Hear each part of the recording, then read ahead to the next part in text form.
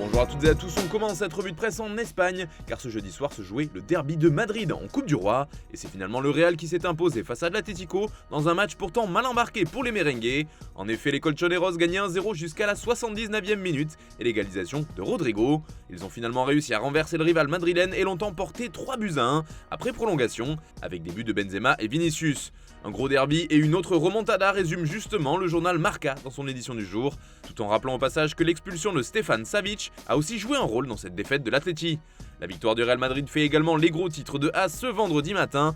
Le quotidien se régale de scénarios et s'enflamme. Vive le derby, peut-on lire en couverture du média ibérique. On reste en Espagne avec cette fois l'actualité du Barça et d'un Français. Il s'agit d'Ousmane Dembélé, le grand héros de la victoire 1-0 en Coupe du Roi contre la Real Sociedad.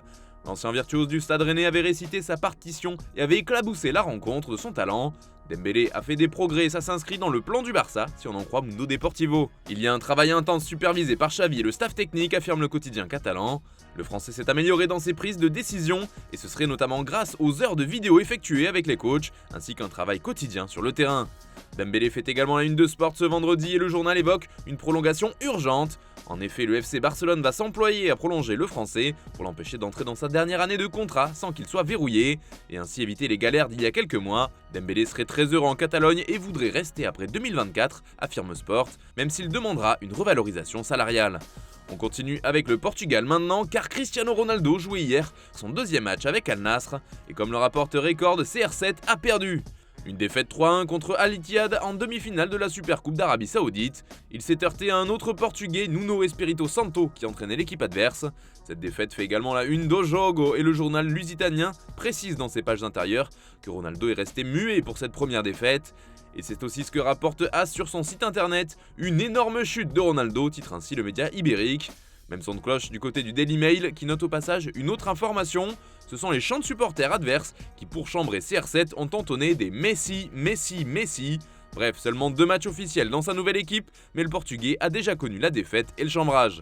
Allez, direction l'Angleterre maintenant avec un sacré duel qui se prépare entre Arsenal et Manchester City. Forcément, ce sera aussi un affrontement sur le banc entre deux entraîneurs qui se connaissent bien, Pep Guardiola et Mikel Arteta. Le second était l'adjoint du premier il y a quelques années, il y a donc un profond respect entre les deux hommes. Mais l'affiche fait tout de même saliver les tabloïds comme le Daily Mirror qui fait dans le jeu de mots en parlant d'un coup d'envoi canon. C'est aussi ce duel qui fait la une du Daily Express ce vendredi. Le journal évoque de son côté l'art de la guerre pour désigner ce choc entre le premier et le second. Même idée en couverture du Daily Star et ce 4e round entre les deux boxeurs, ça se passe ce soir en FA Cup. Toujours outre Manche avec un autre entraîneur qui fait les gros titres de la presse anglaise, et ici du Daily Mail. Il s'agit de Marcelo Bielsa croisé dans l'aéroport de Londres.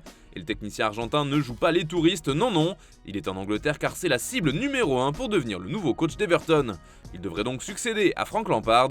Bielsa doit s'entretenir dans les heures à venir avec les dirigeants des Toffees et devrait donner ensuite sa réponse. A noter que la fédération mexicaine lui fait toujours les yeux doux pour son poste de sélectionneur, laissé vacant depuis le départ de Tata Martino en décembre.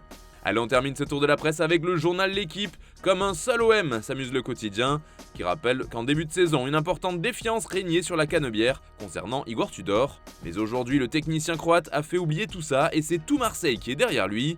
Les Phocéens sont actuellement 3e du classement, juste derrière Lens et à 5 points du PSG. Cependant, ils auront fort à faire ce samedi puisqu'ils devront affronter le 4e du championnat, l'AS Monaco. Les ACMistes qui sont eux aussi dans la course aux places européennes. Du côté de la Provence, c'est surtout le cas Dieng qui fait réagir. Quel calvaire s'emporte le journal local, car si le club de Marseille a laissé tomber le dossier de Terem Moffi, il demande le retour de Dieng de Lorient. Aucun accord n'a été trouvé entre l'OM et les Merlus. Cependant, son entourage croit toujours à un transfert en Bretagne, explique la Provence. Et justement, d'après nos informations, ils ont raison d'y croire. En effet, après réflexion, Loïc Ferry, le président de Lorient, veut poursuivre les négociations, alors que Dieng est toujours en Bretagne. Du côté de Pablo Longoria, il est toujours ouvert à la vente de son attaquant. Cependant, le prix initialement évoqué de 10 millions d'euros va être revu à la baisse, notamment à cause du problème lié au genou de Dieng lors de sa visite médicale. Et dernière info en passant à propos de l'enfant du pays, Zinedine Zidane, car d'après The Athletic, l'entraîneur français rêve toujours des Bleus, sauf que Didier Deschamps a rempilé jusqu'en 2026. Du coup, Zizou cherche du travail et selon le média anglais, il a une shortlist bien établie. En gros, seulement 3 équipes l'intéressent vraiment, 3 clubs qui ont une vraie signification pour lui, le Real Madrid, la Juventus et l'Olympique de Marseille. Pourquoi l'OM? Tout simplement parce que c'est son club de cœur. Voilà, c'est tout pour ce matin, bonne journée à tous, on se retrouve tout à l'heure pour un nouveau JT, et demain pour la prochaine revue de presse sur Foot Mercato.